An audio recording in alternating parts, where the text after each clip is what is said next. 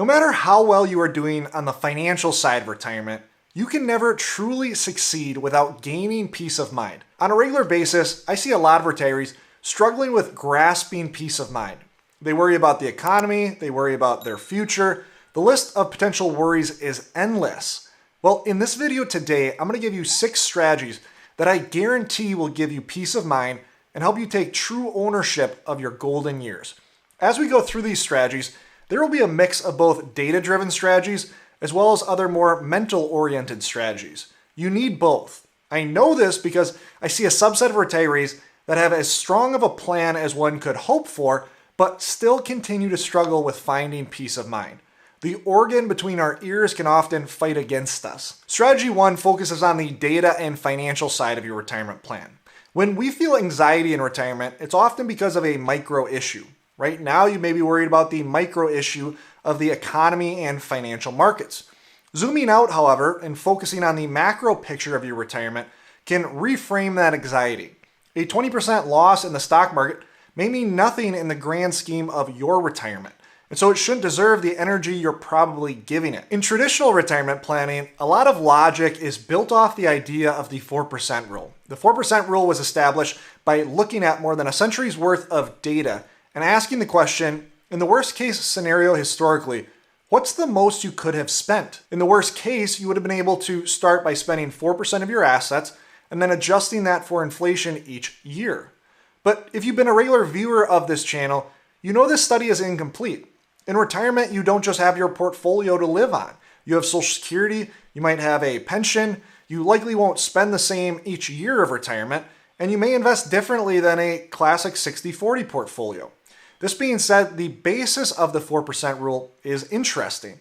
It just needs to be applied to your situation. For instance, on the screen, I have a simple situation of a married couple with a $2 million portfolio with 2 Social Security benefits at their full retirement age. Let's say we have a retiree in this position that is spending $100,000 per year and there is some breaking bad news about the economy. That retiree will likely feel anxiety as they wonder if they really should be spending that much. Let's zoom out, however. In the worst case scenario historically, this couple would have been able to spend more than $140,000 per year in the case of following the spending smile. Given this, is this bad news worthy of the anxiety and attention you're giving it? For you to rationally be worried, you would have to believe that you are living through the new worst case scenario.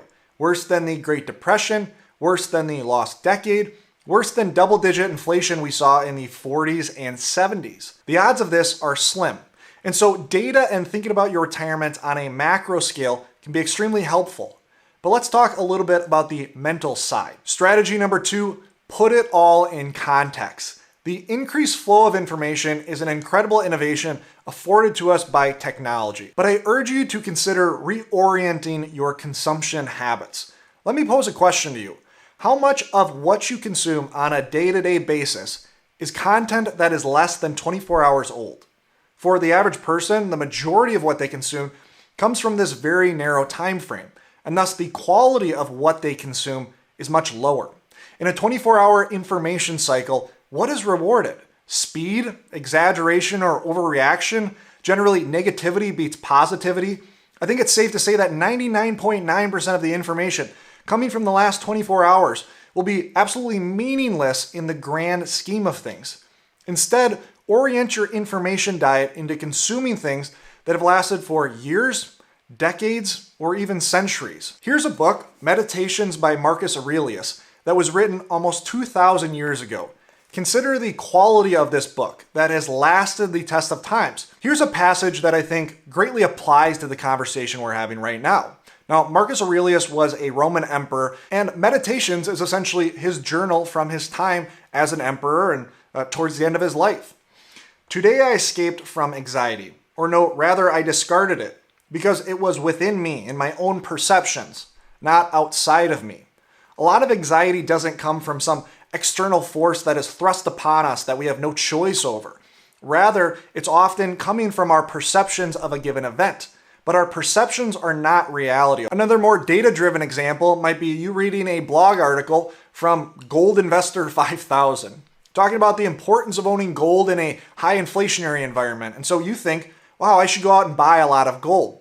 Let's say this article was published 1 week ago. Now compare reading this to reading Stocks for the Long Run, published in 1994 and has been updated 5 different times. In this book is this chart showing the long run performance of gold versus stocks versus bonds. Which is likely to have more timeless ideas and principles that you can apply to your situation? Which is more likely to give you better information? This idea of putting things in context can be applied to comparison as well. In a social media driven world, it is not uncommon to compare yourself to other retirees. You might log on to Facebook and see a fellow friend, a fellow retiree on a trip to Africa and immediately feel bad because you aren't in Africa. You're sitting in your home in your living room. Keep in mind that social media only portrays the best highlights of someone's life. In fact, you are likely seeing the best iteration of the 10 photos they took of that exact picture. It's not real life. Furthermore, I find it ironic that we are also focused on comparing ourselves on a horizontal level and often only comparing ourselves to people we view are further ahead in life or in an area of life. What if you compared yourself to past generations? You can compare yourself to the highest status people in past generations, and you would often laugh at how good your life is compared to theirs. Things we take for granted like clean drinking water, lack of boredom, abundant food, efficient travel, were not even an option for the richest in the past generations.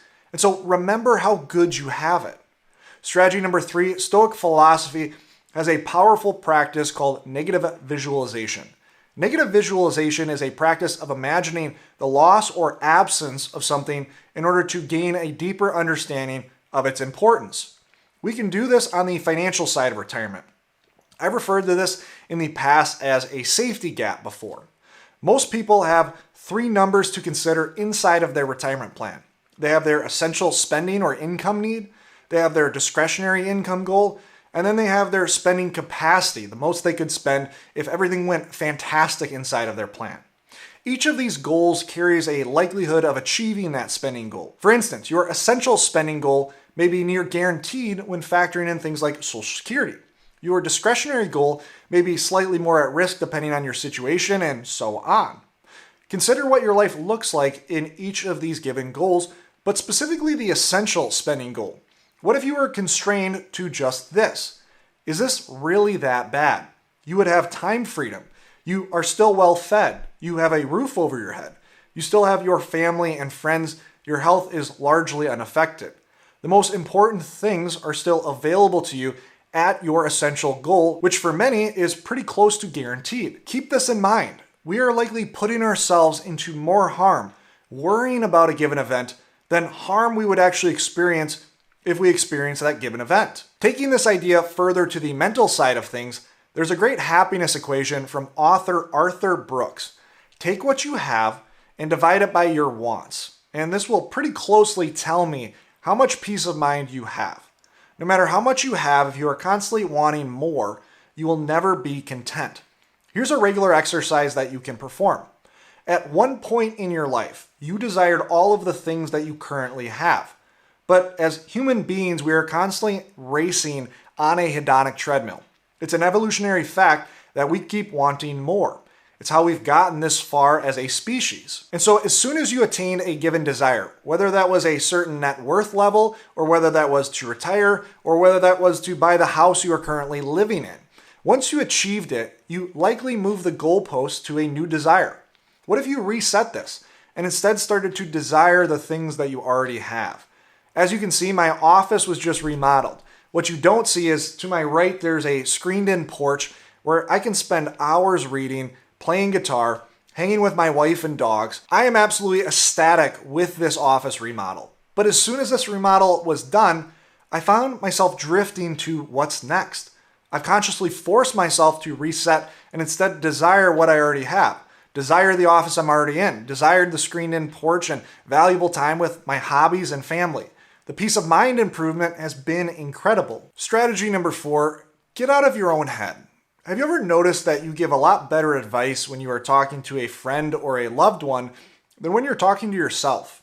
A friend might tell you that they just lost their job, and you're able to reframe that back to them, pointing out that they've absolutely hated their job, that the job market is strong and they're in a high demand position, that they have been talking for months about wanting to take a hiatus to get some space from work.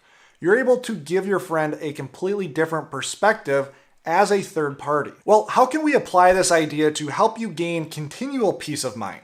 One idea is journaling. For years, I scoffed at the idea of journaling, thinking to myself, I don't need a freaking diary to write out my feelings.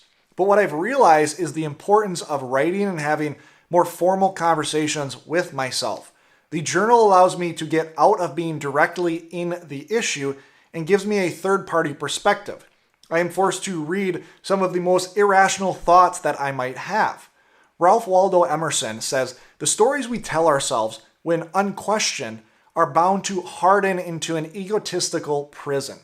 Take whatever is giving you anxiety and start writing down your thoughts around it. Steelman alternate points of view.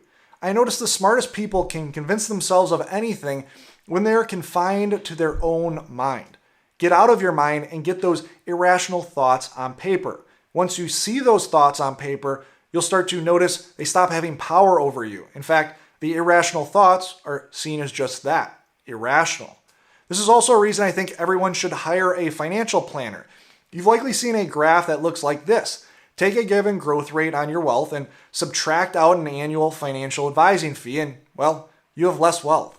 And this has been a great message and a much needed one, as fees have historically been bloated and costly. But in my opinion, this message has been taken too far by some and led a subset of investors to never hire an advisor.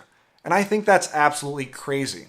And you might think I'm biased, but know that I pay the exact same fee as my clients do. Now, my clients are getting all of the quantitative and numbers-based benefits that come from having a great tax plan, investment plan, and so on. I receive none of these additional benefits because I would already be doing those things with or without paying the fee. The reason I pay the fee is I continually throw ideas at my staff or business partner and get third-party perspectives. I know the value of a trusted partner. Strategy number 5, change your physiology to change your psychology. This is one of the simplest and cheapest methods to gain peace of mind. Get away from your screen and go out in nature. Go for a long hike and just think. Emerson says the wilderness dwarfs our human woes against the backdrop of eternity, reminding us of our secret garden, the untouched space within that is ours alone. It's hard to have anxiety when you consider your place in the grand scheme of life. It's unlikely that you remember your great-grandparent. It's even more unlikely your child will remember them. Within 2 generations, most of us will be forgotten, no matter how much we achieve.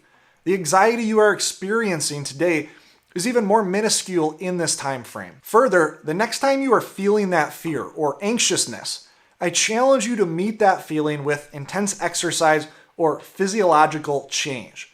It is chemically impossible for that anxiousness to persist after some hard and intense activity. This habit helps in many ways. Obviously, there are greater health benefits. But as you are, say, biking, I'm guessing you will gain clarity on whatever it is you are worrying about because action supports better thinking. That's why you find yourself walking at times when you're on your phone. Further, there are chemical reactions inside of your brain that literally change the composition of your thoughts. Then finally, strategy number 6 is financial related. Consider the ways that you can build a retirement plan to support whatever level of risk aversion that you have. For instance, something I notice is people's risk tolerance is much higher when they are working than when they are in retirement. And this makes sense. You don't need to live on your 401k while you're working. You can wait and let your 401k recover from whatever losses you experience. Well, this concept can be duplicated in retirement. You can create safety tranches for the next, let's say, 7 years. And you know then that any stock market crash isn't going to affect you for at least 7 years. Historically, that would have been enough time to recover in every stock market crash outside of the Great Depression. Further, you can use other drawdown strategies like we've talked about before, like the reverse equity glide path or flooring your income with guaranteed income. I'll link to a video in the upper right-hand corner. My point being, your absolute risk tolerance might be hard to change, but by implementing certain strategies, you can change your relative risk tolerance and thus make sure the best quantitative strategies align with the best peace of mind strategies. If you liked this video and found it helpful to your retirement, I'd love to hear in the comments below. If you're wanting to learn more about 5 retirement distribution strategies and find which is best for your goals, click here to learn more. And always remember, you don't need more money, you need a better plan. You need more peace of mind in retirement. Thanks so much for watching. We'll see you in the next video.